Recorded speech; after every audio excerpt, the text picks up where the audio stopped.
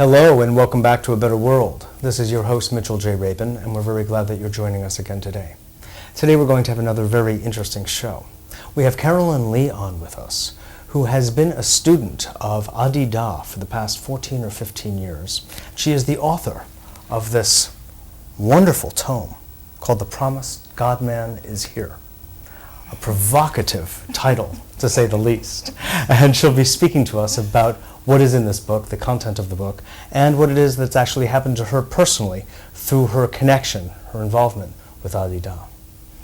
Thanks so much for being on the show. I'm delighted to be here, Mitchell. Thank you. Absolutely, absolutely. You were a musicologist. You were a PhD teacher, have been involved in academe. What happened? Well, I can't account for it. Okay. I can tell you about it, though. Okay, fine. This was back in originally 1984, as a matter of fact. I'm an Australian. I've been living in Europe, especially in Britain, for 15 years. And I've been completely happy in my academic career. And I was a Roman Catholic, and I was completely happy about that, too. And one You had day, some waking up to do. I had some waking up. Well, you know, I mean, I had very dear friends as Roman Catholics, and I still do. Oh, sure. And I'm being playful. I know. And truthful, but still. Still, I had not seen my family for 10 years. I went back to Australia. I saw my sister, who had been a Tibetan Buddhist for 10 years, as a matter of fact. And she said, I've got something to show you. She showed me a book, and it was a book by Adi Da Samraj. It was called The Knee of Listening, his spiritual autobiography, as a matter of fact. Now, at that time, his name was, he went by a different name. Well, that book, yes, he was called Franklin Jones originally. Yes. He was born in New York. And then there have been other names. People may have known him by the name of Darfree John. That's how I knew of him many years ago. Anyway, I didn't know anything about any of this. I simply opened the book and I saw the cover. So I had two experiences, the picture and his words. And the first thing that I saw was something that he said about death. And he said, death is utterly acceptable to consciousness and life. And then he went on from there. And there was something about what I read that showed me that it wasn't an ordinary human being speaking at all. And I hadn't realized until that time how deep something about death was for me. Mortality, suffering. Sure. You know, and it's a human imprint. It's a human imprint, but there was also a kind of presence in the words that affected my heart. There was a heart opening that occurred. Now, I can't tell you why, but from that moment I knew my life was going to change completely. Although I had a life, a family, friends, a career back in Ireland. And it took me 2 years to gracefully change my life. Because there was many things to take into account, many people, you know. You had children? Itself. I didn't have children. But you weren't married? I was. And I left it all, basically. Wow. Now, did you feel that that was the thing you had to do based on the impression you received from the reading of that sentence? Yes. I mentioned that what I first read was about death. When I was a small child, I mean only 6 or 7, I had a very strong sense of what would it feel like to be on one's deathbed and wonder what one had done with one's life, whether it was what one wishes one had done with one's life. And when I saw this book, when I felt, I can only call it the spiritual force, presence transmission of Adida in that first meeting through the book, I knew that that was what my life needed to be given over to for the rest of however long it would be. Dealing with that kind of question? Well, I felt that he was the answer to that question. That was what I felt. Okay. You see, I felt that I was, to be completely blunt, in the presence of God. God in human form. Now, I hadn't thought very much about such a possibility. I had never looked for a guru. I had been quite with what I was up to. I was quite a conventional person. You could say I was a kind of female nerd, to put it in a more American language. Yes. And yet, there was something about my first encounter with him through this book that was a reflection to me of my life. And I saw that I was going down a particular track, which was going to lead to just more of doing the same thing, you know, pleasant enough, but like turning grey in the academic libraries of the world, writing growing old, research getting papers. sick and dying. Exactly, exactly. And maybe getting a modest obituary in an academic journal. Mm-hmm. And I saw it. It was like in a flash. Yes, I hear you. So And now what are you going to get? I have no idea. Who would know the answer to that? But And, it's certainly something fortunately, more. I don't care. That's right, exactly. You're now detached. I know, right? because I have found a purpose and a meaning in my life that's greater than my own program. And I think that that is what a lot of people are looking for. Now, it's quite a statement to make, God in human form. Right. And of course that depends on our notion of God and the human form. Exactly. Both. Exactly. Have you had that experience since with any other encounter with any other being? No. No. Never had it before, and I've never had it since. So it's a completely unique experience. Mm-hmm. And, well, maybe I should tell you a little bit about when I first saw him. Mm-hmm. First time physically. First time physically, because I'd had this intuition, as I told you, even remarkably seeing his picture and reading the first page of the book. Yes.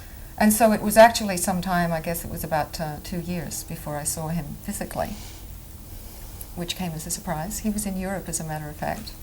He lives in Fiji most of the time. So he doesn't really Teacherof. travel much. He travels from time to time. From time to Yes. He will But it's travel. the occasion. It's the exception, not the rule. Well, in the last few years, he's been traveling quite a bit out of Oh, is that his so? hermitage in Fiji. Okay. But he would like to be able to remain there longer. And he sees that as his place of permanent hermitage. Mm-hmm. Mm-hmm. So this the time is you saw him. the first time I saw him. This was in the middle of 1986. I went to Holland, and he had been in England and was traveling with a small group of his students or devotees to Holland. And there were about 100 of us there, English and Dutch, maybe a few German devotees. And the occasion was late one afternoon. We all gathered there in this large hall. It was actually a former monastery, as a matter of fact, that we'd been able to rent for the occasion. And when he came in and sat down, you know how you build up something like this. You have tremendous anticipation about it. Sure. And then you really wonder whether it's going to be as good as you As the hoped. expectation, sure. Well, he sat down, he looked around the room, but already just his walking into the room was extraordinary. It was like one motion. I mean, I've described it as the movement of a lion. It had that quality to it. He has a real lion feel to him. Yes. Like he his does. mane and Yes, he does. So it was incredible sense of power, but not angular at all, completely soft at the same time. Mm-hmm. And a lion is the only way I know to describe Oh it. yeah, yeah. Yeah. It's curvy. Yes, It's soft. yes. Yeah. Now, I had never had spiritual experiences. I'd read books about mystical experiences, never had any. And I didn't feel I was having any then, but something was definitely happening. Mm-hmm. I was looking at his body, and there was light.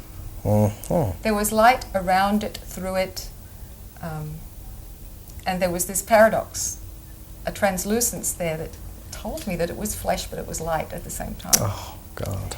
And I know what you're talking about. there were times. Oh, did you want to tell me something about that?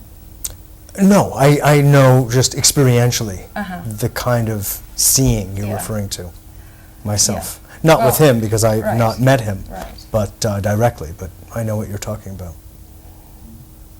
Well, there were times on this occasion when I couldn't see his body. All I could see was light. Mm. It was like it faded into the light and then emerged. The outlines of his form emerged.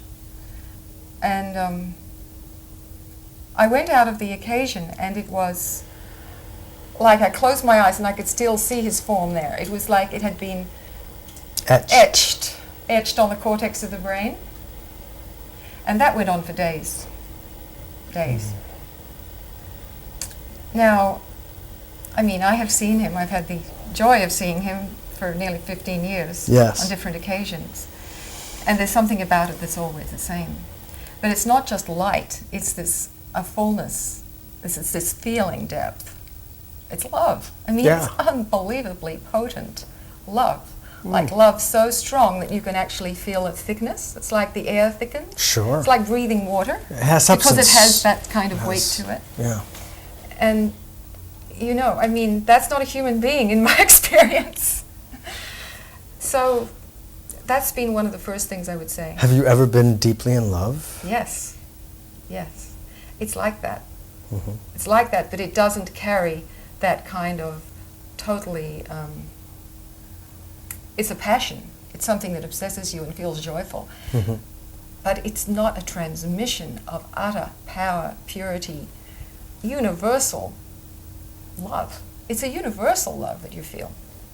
It's not something that's just shining on you, so to speak. Mm-hmm. You know what I mean? You can feel that it's infinitely extended beyond the walls of the room, beyond your body. Mm-hmm. You know, that's the experience of sitting with him. You know, I'm not sure that there's anything really called personal love, except that we experience love personally. I'm just kind of getting this as I'm listening to you speak. Yeah. It's just that it happens to come through this particular body set of antennae. But love perhaps is exactly impersonal and universal in nature. I think that's right. I mean, in fact, I remember him asking us once, he said, what would love be if there was no one to be in relationship to? What would love feel like in that case? Interesting. And we talked about it, but the answer was that came to us was love bliss. And that was a word that we use for our experience in his presence. Not only his physical presence, but in the recollection of him and in meditation, contemplating him, which is a practice that we do. Is that something?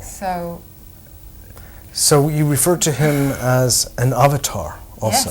Yes. And who is it that first used that word in respect to him? We use it. He uses it and we use His followers, and he uses it. Yes. I was just wondering, that's a name, that's a word that is given very gingerly. Absolutely. And usually by people of very high station. Yes.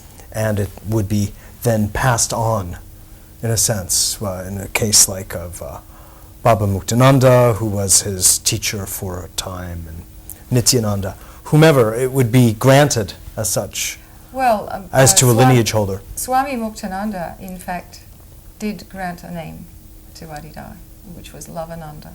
It was granted privately through his secretary. And Adida didn't use that name for many years, and then he did. Lavananda. Yes, love bliss, which is very interesting because it combines the West and the East. Yes, exactly. And Ananda, exactly. Ananda. It's very beautiful. It's very beautiful. I'm not making a statement one way or the other. It's rather just, Carolyn, to say avatar is a very meaningful expression in the context in which it comes to us. And it's the last thing it's done is used lightly, and he may well be. There are also, that is a name given to a number of people on the planet today. Not many, of course, but Satya Sai Baba, to name one. There are a few women, Indian women, to whom the name has been given. It's just curious. Well, I remember Swami Vivekananda spoke about this. He spoke about how there are gurus, there are spiritual teachers, and then he said, at very rare moments, there are the avatars. The avatars of the divine. They are the ones who have come down. That's what the word means. Indeed. It means crossed down from above. Yes. Sure. Yes. As in a perfect form, so to speak. And it's curious that he's from Long Island, isn't it? Well, coming to New York. Not really, but in a way. What is our notion of avatar? What is our notion of God, and what God would be like if God was bodily present? Yes. Of course, not zipped up in a bodysuit. That's not it. It's obviously, as he says himself, his human body is like the minutest part of his being. Right. And that's been my experience, that when he says me, he's not meaning this flesh body. He's meaning that force, that source condition, that divine love, of which his body is a temporary manifestation, because it's not going to last forever. Sure. It's at least a three-dimensional manifestation. Right. But this matter of how would God live with human beings, that's a lot of what the book is about. I see. That was a lot of my passion behind writing the book, because I thought all my ideas of God have been turned on their head. You know, Sure. the God that's sort of the picture that you have in Sunday school, let me put it that way. Or, as he once said to us, I'm not It wasn't Pastor Franklin. Da. Yeah, I'm not Pastor Da. It's not that kind of thing. Is his incarnation with other people, with his devotees, has always been incredibly down to earth, very unconventional in some ways, always dealing with where human beings are really at. Not delivering sermons, not delivering a ready-made teaching. Oh, he's very funny, too. And incredibly humorous. That's the only way you can to me is a great measure some of the revelations of the true that he brings godliness. you. Yes, You see? right. Yes, exactly. Sure. Humor. If that wasn't So- there, then I would be more suspicious. Now, may I ask you, Carolyn, Yeah. what then, if he is God in human form, who are the rest of us? Well, that's the great mystery of all. He says, I am you. I am you.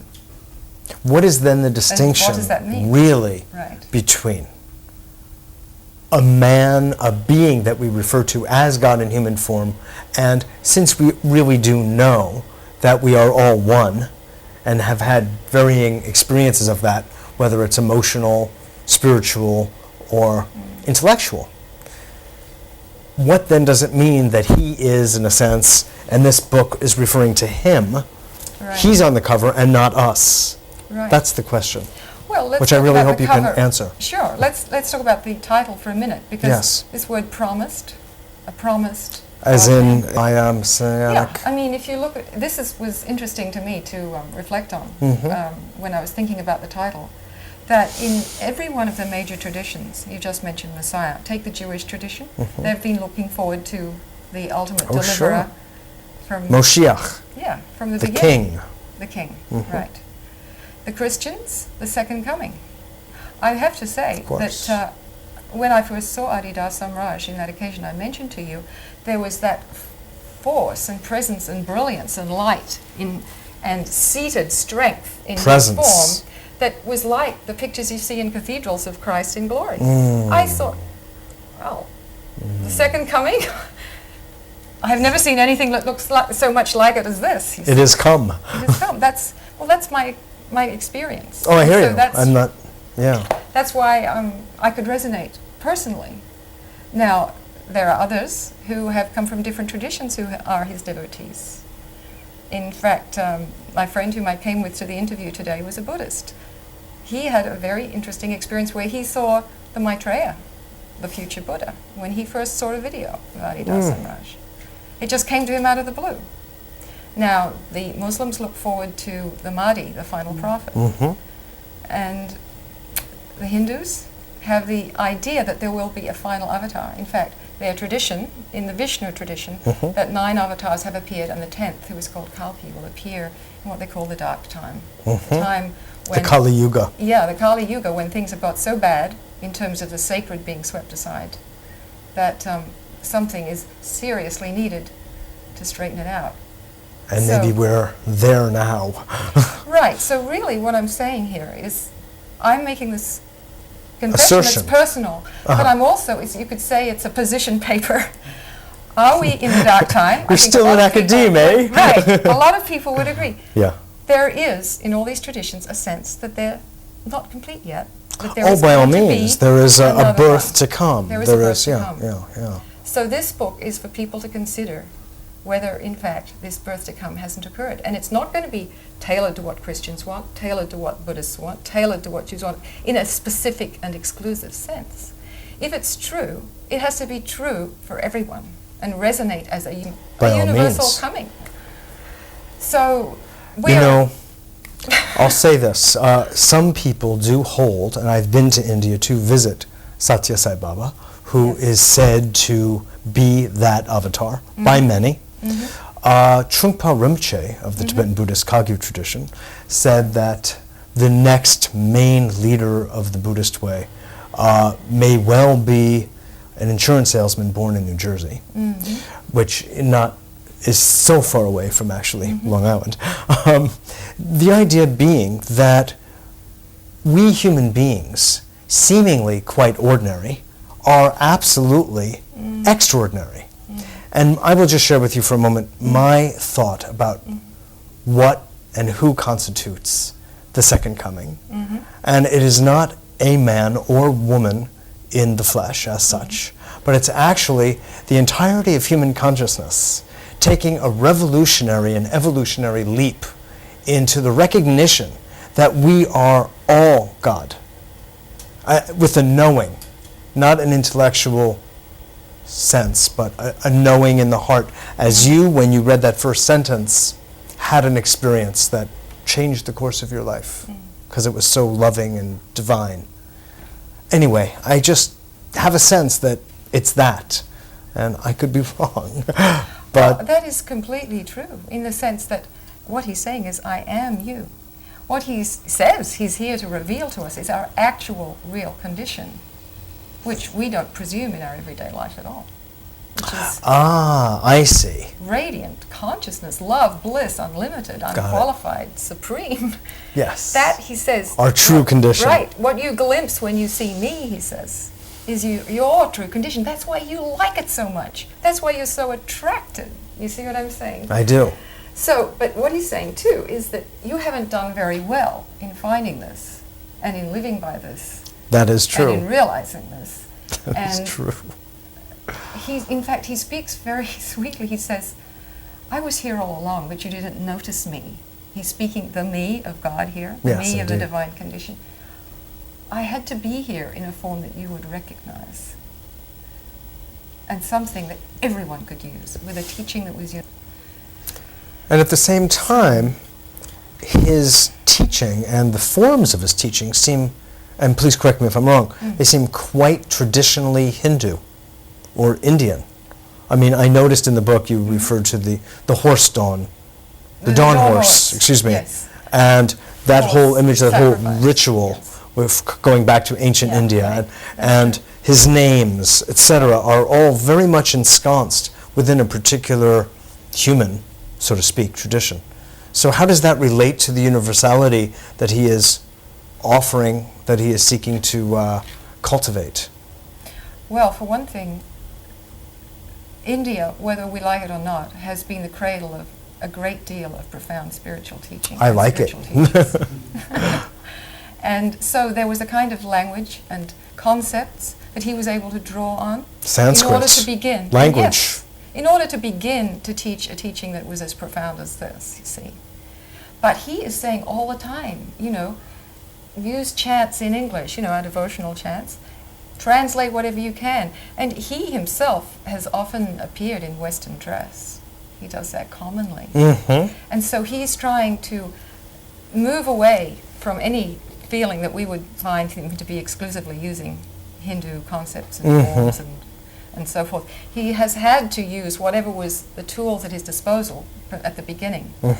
But he keeps making this point to us that that's not the limit of it. In fact, the fact that he lives in Fiji, he said, that's not east and that's not west.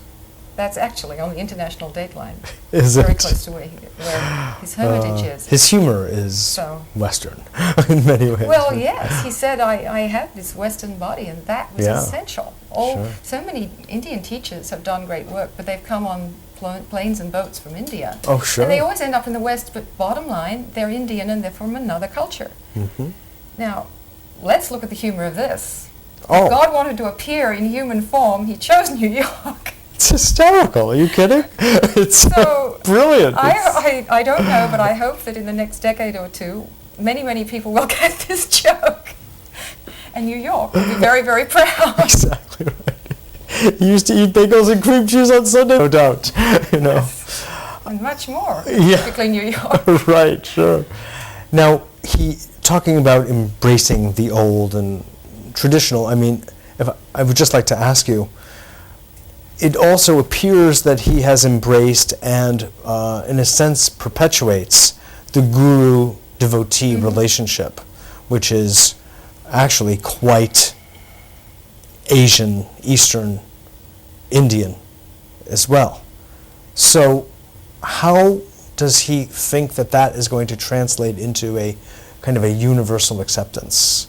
There are many, by the way, if I could just add, Carolyn, who feel that that is a kind of a paradigm, a model that's on its way out anyway.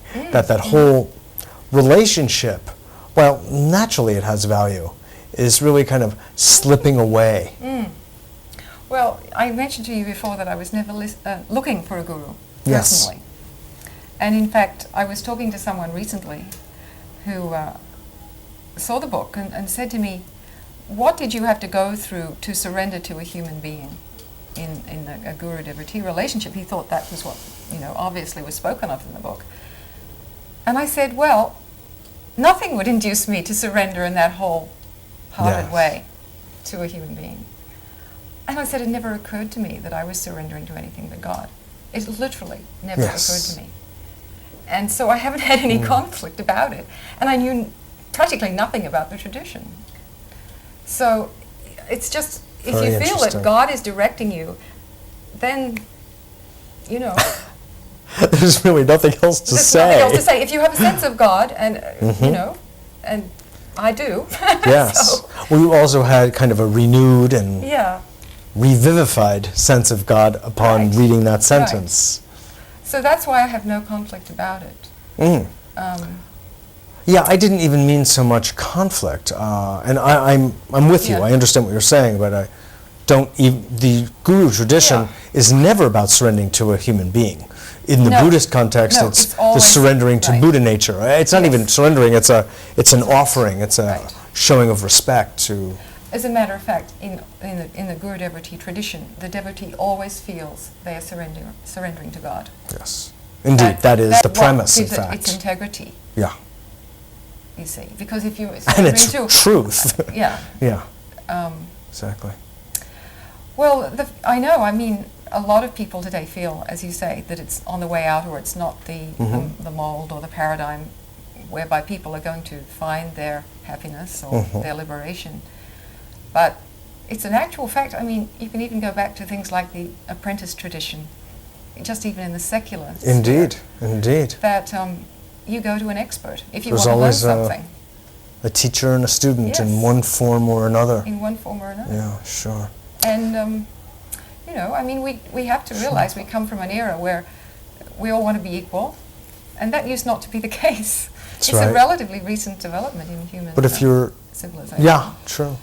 But if you are offering yourself to God, Yeah. then in a sense that ends the question, That answers the doesn't question. it? That answers the basically. question. Yeah. Listen, I want to thank you so much for being on the show. It's thank really you. been a delight to Been discuss great. these things with you and to bring to more people's awareness the work and life of Adida. So thanks so much. Thank you, Mitchell. Absolutely. So you've heard it. This is Mitchell J. Rabin for A Better World. Thanks so much for joining us. We hope you enjoyed the show, and I look forward to seeing you all next week.